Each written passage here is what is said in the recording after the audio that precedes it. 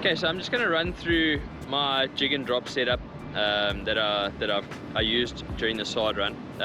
So basically, what you want to do is try and have something that balances out. If you're wanting to fish for a variety of things with the jig and drop or throwing a spoon, it's sometimes better to go with a rod that's specific to the application.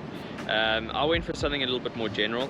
I took my eyelash Viper and I put a 7.5 spin fisher and 40-pound black velvet. Nice balanced setup, comfortable enough to fish with for a reasonable amount of time. And yeah, so what I did was I set that up with my jig and drop trace, which is basically just a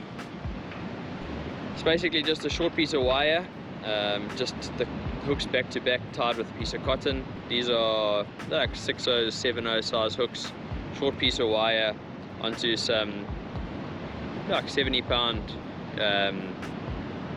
Maxima Ultra Green to a swivel. And then I always like to have a little piece of a nice long piece of mono above that, just to keep it away from your braid leader, and then also just to keep if the fish's tail's there or it goes into a bit of a reef, you've got a little bit of flexibility to work with there. With the setup, I was throwing a 5-ounce sinker. I found that the 5-ounce sinker was the most comfortable with the jigging. So you might lose a little bit of distance with the casting, but when you're pulling that sinker through the shoal, it definitely makes a difference with the slightly lighter sinker. So yeah, so that was my setup. The jig and drop trace, nice and short. The hook about 20 centimeters, 25 centimeters long, down to the sinker, which is 2 to 3 times the length, 2.5 times the length of your hook. So yeah, it's that seems to be the best. You want to keep that sinker away for 2 reasons. 1, you want your hook to be the first thing to hit into the shoal, and 2, when your bait does hit the bottom, it does keep it just off the bottom a little bit with that sard swimming around.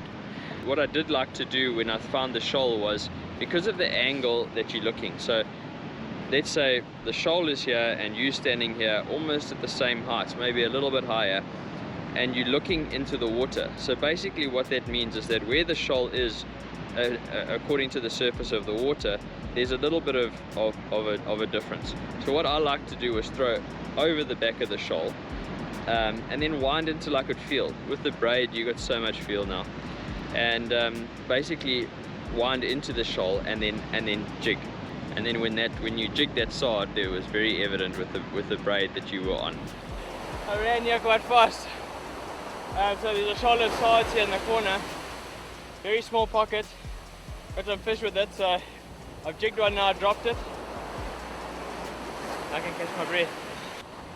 Generally that bite was very distinct. It was a bump and slack and a bit of an eat, and then game on.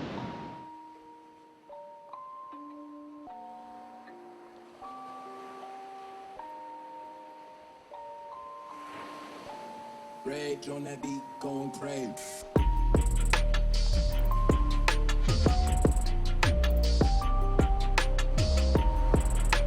And we're on, and I caught my breath.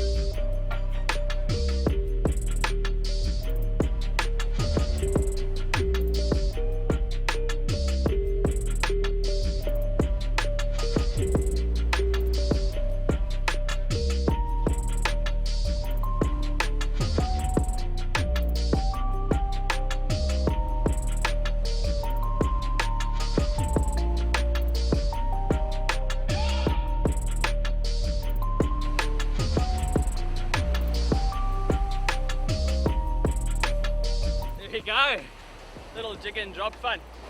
Little pocket got caught here. Whole lot of chaos. Greg's one behind me, you can see he's just landed one there. I'm gonna get this one back in the water and see if I can get another one.